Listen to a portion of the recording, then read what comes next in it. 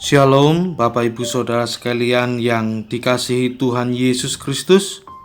Senang sekali saya dapat berjumpa kembali dengan Ibu Bapak Saudara sekalian dalam pembelajaran Alkitab pada hari ini. Hari ini kita akan belajar satu tema, doa orang benar besar kuasanya. Sebelum melanjutkan, mari kita bersama mohon pimpinan Tuhan di dalam doa. Bapa kami yang di dalam surga, Tuhan kami Yesus Kristus, kami mengucap syukur untuk hari baru pemberian Tuhan dan untuk kesempatan kami boleh kembali belajar firman-Mu. Tuhan tolong dan berkatilah setiap kami masing-masing dimanapun berada, agar kami boleh mengerti isi dan kehendak Tuhan, kebenaran firman-Mu untuk kami lakukan hari lepas hari. Dalam nama Tuhan penebus, Tuhan Yesus Kristus, kami berdoa. Amin. Bacaan Alkitab kita pada hari ini terambil dari Yakobus pasal yang kelima, ayat yang ke-16 dan yang ke-17. Demikian firman Tuhan. Karena itu hendaklah kamu saling mengaku dosamu dan saling mendoakan supaya kamu sembuh. Doa orang yang benar bila dengan yakin didoakan sangat besar kuasanya.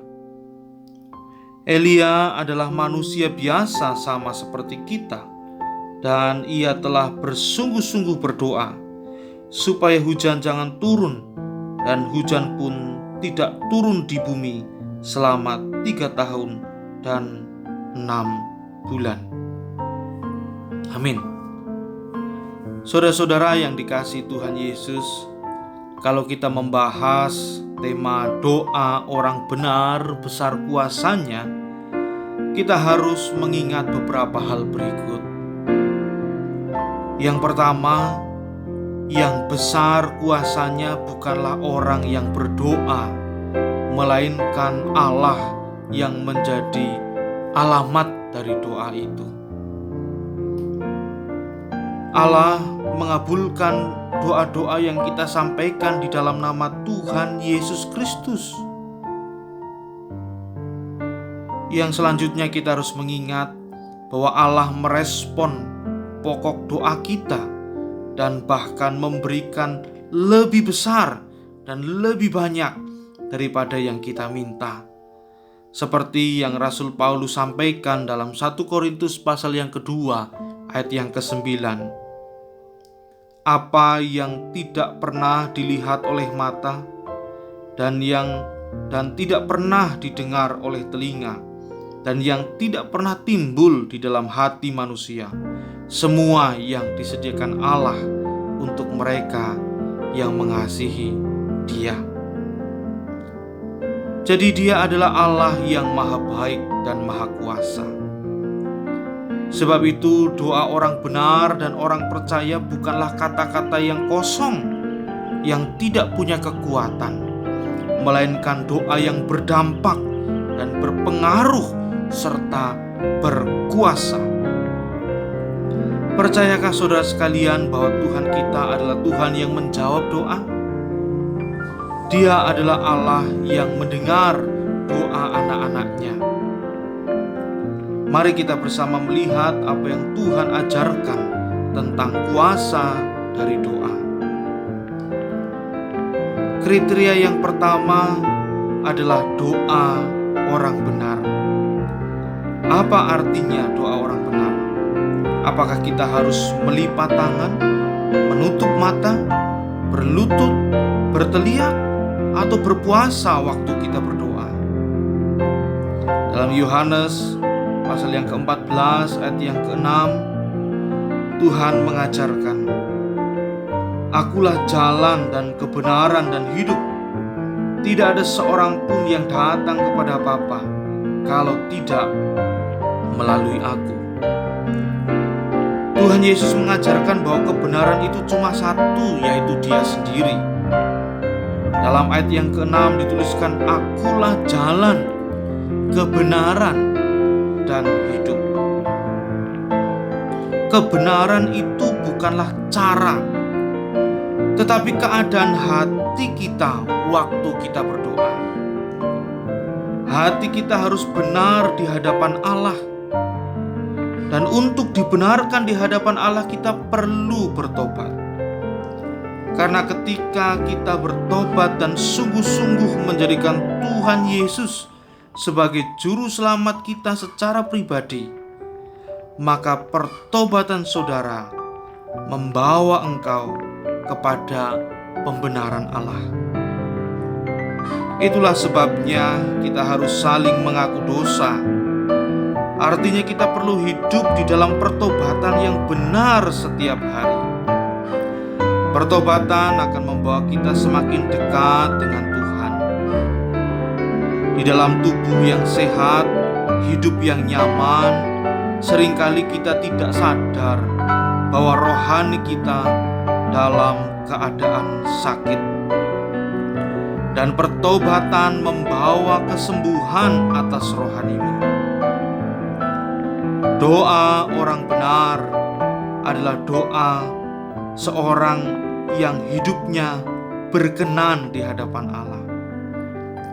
Berkenan mempunyai arti disukai Allah, dicintai Allah, mendapat persetujuan Allah.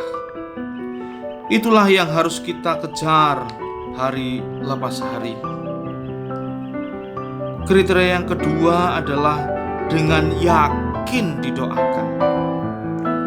Kata yakin di sini berarti antusias, sungguh-sungguh, meluap-luap seperti air yang mendidih.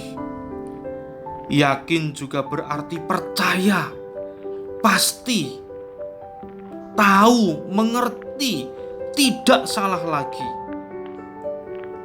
Maka di dalam Yakobus pasal yang kelima ayat yang ke-17 dituliskan, Elia adalah manusia biasa sama seperti kita, dan ia telah bersungguh-sungguh berdoa supaya hujan jangan turun, dan hujan pun tidak turun di bumi selama 3 tahun dan 6 bulan.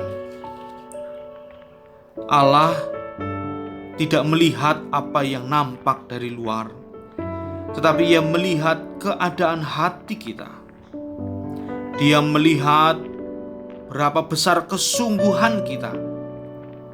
Sebab itu doa juga merupakan perjuangan mengubah keraguan menjadi keyakinan. Sebab tanpa keyakinan, doa hanyalah kata-kata yang sia-sia. Apa gunanya kita berdoa jika kita sendiri tidak yakin akan doa kita? Apa gunanya kita berdoa jika kita tidak percaya Allah mau dan Allah mampu menolong saya dan saudara?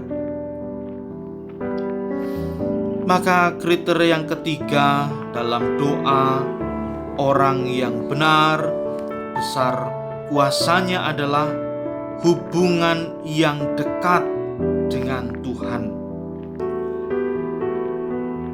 Saudara, pergaulan membuat seseorang menjadi dekat.